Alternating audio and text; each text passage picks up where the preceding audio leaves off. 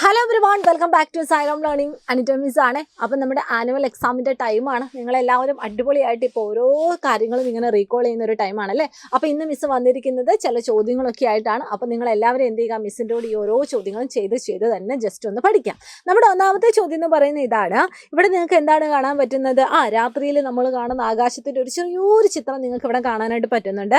ഇനി ചോദ്യം ഇതാണ്: A portion of the night sky with stars is shown in figure.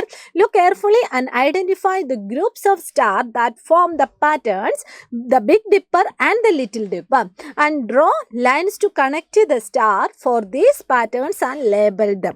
Okay, ചോദ്യം clear ആയെന്ന് വിശ്വസിക്കുന്നു. നിങ്ങൾക്ക് ഇവിടെ ഒരു ചെറിയൊരു ഫിഗർ തന്നിട്ടുണ്ട്. ആ ഫിഗറിൽ ധാരാളം ചെറിയ ഡോട്ടുകൾ നിങ്ങൾക്ക് കാണാനായിട്ട് പറ്റുന്നുണ്ട്.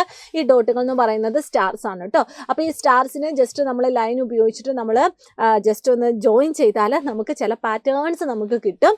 അങ്ങനെയുള്ള രണ്ട് കോൺസ്റ്റലേഷൻ്റെ പേരുകൾ ഇവിടെ പറയുന്നുണ്ട്. ഒന്ന് ബിഗ് ഡിപ്പർ, അതുപോലെ തന്നെ ലിറ്റിൽ ഡിപ്പർ. ഇത് രണ്ടും നമ്മളൊന്ന് വരയ്ക്കണം, അതുപോലെ തന്നെ നമ്മളൊന്ന് ഐഡൻറ്റിഫൈ ചെയ്യുകയും വേണം. അപ്പോൾ ഇതിൻ്റെ ആൻസർ നമുക്ക് എല്ലാവർക്കും അറിയാം.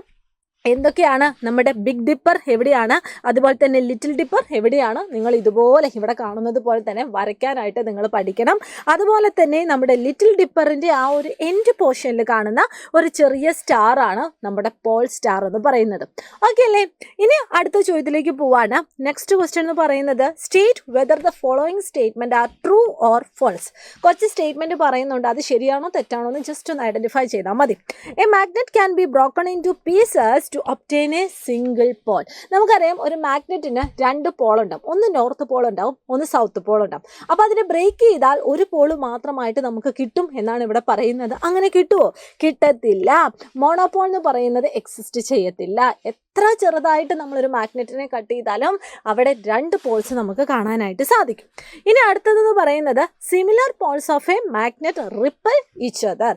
നമുക്കറിയാം, നോർത്ത് എന്ന് പറയുന്നത് രണ്ട് സിമിലർ പോൾസ് ആണ്. ഇവ രണ്ടും കൂടി അടുപ്പിച്ച് കൊണ്ടുവന്നാൽ അതെന്ത് ചെയ്യും? റിപ്പൽ ചെയ്യും. ശരിയാണ്. അതുപോലെ സൗത്തും കൂടി അടുപ്പിച്ച് വന്നാൽ അതെന്ത് ചെയ്യും? റിപ്പൽ ചെയ്യും. അപ്പം സിമിലർ പോൾസ് എന്ന് പറയുന്നത് റിപ്പൽ ചെയ്യും. ഡിഫറെൻ്റ് ആയിട്ടുള്ള പോൾസ് എന്ന് പറയുന്ന, അല്ലെങ്കിൽ അൺലൈക്ക് പോൾസ് എന്ന് പറയുന്നത് അട്രാക്റ്റ് ചെയ്യും. ഇനി അടുത്തത് എന്താണ് മക്കളെ? The iron filling mostly stick in the middle of the bar magnet when it is bond near dum. അതായത് കുറച്ച് ഇരുമ്പിൻ്റെ പൊടികൾ വെക്കുക, എന്നിട്ട് അതിൻ്റെ അടുത്തോട്ട് നമ്മൾ ബാർ മാഗ്നറ്റ് കൊണ്ടുവന്നാൽ ആ ഒരു അയൺ ഫില്ലിങ്സ് ഏറ്റവും നല്ല രീതിയിൽ നടക്കുന്നത് ഏത് ഭാഗത്തായിരിക്കും? അതിൻ്റെ പോൾസിലായിരിക്കും, അതിൻ്റെ എൻഡ് ഭാഗത്തായിരിക്കും. കാരണം അവിടെയാണ് മാഗ്നറ്റിക് ഫോഴ്സ് അല്ലെങ്കിൽ മാഗ്നറ്റിക് സ്ട്രെങ്ത് ഏറ്റവും കൂടുതലുള്ളത്. മിഡിൽ പോർഷനിലായിരിക്കത്തില്ല. അപ്പോൾ ഈ ഒരു സ്റ്റേറ്റ്മെൻറ്റ് എന്താണ്? തെറ്റാണ്. ഇനി അടുത്തത് a freely suspended bar magnet എന്ന് പറയുന്നത് ഓൾവേസ് കെപ്റ്റ് എങ്ങനെയാണ്? നോർത്ത് സൗത്ത് ഡയറക്ഷനിലാണ്. നമ്മൾ ഫ്രീ ആയിട്ട് ഒരു മാഗ്നറ്റിനെ തൂക്കിയിട്ടാൽ അതെപ്പോഴും നോർത്ത് സൗത്ത് ഡയറക്ഷനിലായിരിക്കും കീപ്പ് ചെയ്യുന്നത്. അതുകൊണ്ട് തന്നെ ഈ ഒരു സ്റ്റേറ്റ്മെൻറ്റ് ശരിയാണ്. ഇനി അടുത്ത ചോദ്യത്തിലേക്ക് പോവുകയാണ്. Give an example each of the following type of the motion. നിങ്ങൾക്ക് 3 തരത്തിലുള്ള ടൈപ്പ് ഓഫ് മോഷൻ തന്നിട്ടുണ്ട്. ഒന്ന് linear, circular, periodic. Linear motion എന്ന് പറയുന്നതിന് നമ്മൾ മറ്റൊരു പേര് പറയും സ്ട്രെയിറ്റ് ലൈൻ മോഷനാണ്. അതായത് സ്ട്രെയിറ്റ് ആയിട്ടാണ് ഒരു ഒബ്ജക്റ്റിന് പൊസിഷൻ ചേഞ്ച്, അല്ലെങ്കിൽ സ്ട്രെയിറ്റ് ആയിട്ടാണ് ഒരു ഒബ്ജക്റ്റിന് മൂവ്മെൻറ്റ് നടക്കുന്നതെങ്കിൽ അതാണ് ലീനിയർ മോഷൻ. ഇനി അതേസമയം സർക്കുലാർ പാത്തിലാണ് നടക്കുന്നതെങ്കിൽ അതാണ് സർക്കുലാർ മോഷൻ. ഇനി ഒരു മീൻ പൊസിഷൻ്റെ ബേസിൽ 2 സൈഡിലേക്കുമുള്ള ഒരു മൂവ്മെൻറ്റ് ആണെങ്കിൽ അതാണ് പീരിയോഡിക് മോഷൻ എന്ന് പറയുന്നത്. ഓക്കെ, അതിങ്ങനെ റിപ്പീറ്റ് ചെയ്ത് വരുന്ന മോഷൻ ആയിരിക്കും. അപ്പോൾ അതിന് ഓരോന്നിനും എക്സാമ്പിൾസ് ആണ് കണ്ടുപിടിക്കാൻ പറഞ്ഞിരിക്കുന്നത്. ലീനിയർ മോഷൻ എക്സാമ്പിൾസ് നമുക്ക് എന്ത് പറയാനായിട്ട് പറ്റും? യെസ്, ഒരു കല്ല് നമ്മൾ ഒരു പെർട്ടിക്കുലർ ഹൈറ്റിൽ നിന്ന് താഴോട്ട് ഇടുന്നത്. ആ കല്ലിങ്ങനെ വളഞ്ഞാണോ പോകുന്നത്? അല്ല, സ്ട്രെയിറ്റ് ആയിട്ടാണ് പോകുന്നത്. അതുപോലെ സർക്കുലർ മോഷൻ എന്ന് പറയുന്നത് മൂവിങ് ഫാനും, അതുപോലെ തന്നെ നമ്മുടെ സണ്ണിന് ചുറ്റും നമ്മുടെ എർത്ത് റിവോൾവ് ചെയ്യുന്ന, അല്ലെങ്കിൽ പ്ലാനറ്റ്സ് റിവോൾവ് ചെയ്യുന്നത്. ഇനി പീരിയോഡിക് മോഷൻ എന്ന് പറയുന്നത് പെൻഡുലം, ക്ലോക്കിൻ്റെ പെൻഡുലം, അതൊക്കെ പീരിയോഡിക് മോഷൻ ആണ് കേട്ടോ. പിന്നെ നമ്മുടെ ഊഞ്ഞാലാടുന്നത്, ഇതൊക്കെ പീരിയോഡിക് മോഷൻ. ഓക്കെ, ഇനി അടുത്ത ചോദ്യം എന്ന് പറയുന്നത് ജസ്റ്റ് ഒന്ന് മാച്ച് ചെയ്യാനാണ്. ഇവിടെ നിങ്ങൾക്ക് 2 കോളം തന്നിട്ടുണ്ട്. ആ 2 കോളത്തിലെ കാര്യങ്ങൾ വായിച്ചു നോക്കിയിട്ട് മാച്ച് ചെയ്യാൻ വേണ്ടിയാണ് നമ്മളോട് ചോദിച്ചിരിക്കുന്നത്. ഒന്ന് സാറ്റലൈറ്റ് ഓഫ് എർത്ത്. ഇതിലേതാണ് സാറ്റലൈറ്റ് ഓഫ് എർത്ത് എന്ന് പറയുന്നത്? നമ്മുടെ മൂണാണ് നമ്മുടെ എർത്തിൻ്റെ സാറ്റലൈറ്റ്.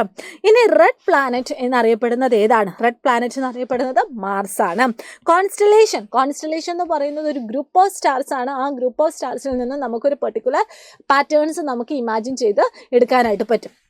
അപ്പോൾ അതിന് എക്സാമ്പിളാണ് നമ്മുടെ ഓറിയോൺ എന്ന് പറയുന്നത്. Planet which is commonly called an evening star, അതിൻ്റെ കൂടെ തന്നെ മോർണിംഗ് സ്റ്റാർ എന്നൊക്കെ അറിയപ്പെടുന്ന പ്ലാനറ്റ് എന്ന് പറയുന്നത് ഏതാണ്? വീനസ് ആണ്. ഓക്കെ അല്ലേ? അപ്പോൾ നമ്മൾ കുറേ ചോദ്യങ്ങളാണ് ചെയ്തത്. ഇതൊക്കെ നിങ്ങൾ എന്ത് ചെയ്യുക? വർക്കൗട്ട് ചെയ്യുക. ഇതുപോലെയുള്ള ചോദ്യങ്ങളൊക്കെ നമുക്ക് ഇതുപോലെ ഇടയ്ക്കിടയ്ക്ക് വന്ന് ചെയ്യാവുന്നതാണ്. ഇനി നിങ്ങളുടെ എക്സാമിൻ്റെ കാര്യങ്ങളൊക്കെ നിങ്ങൾക്ക് എന്ത് ചെയ്യുക? നമ്മുടെ കമൻറ്റ് ബോക്സിൽ പറയുക. അടിപൊളിയായിട്ട് നമ്മൾ ഇത്തവണത്തെ എക്സാം നേടിയിരിക്കും. ഓൾ ദി വെരി ബെസ്റ്റ് മക്കൾസ്. അപ്പം എല്ലാവർക്കും ബൈ.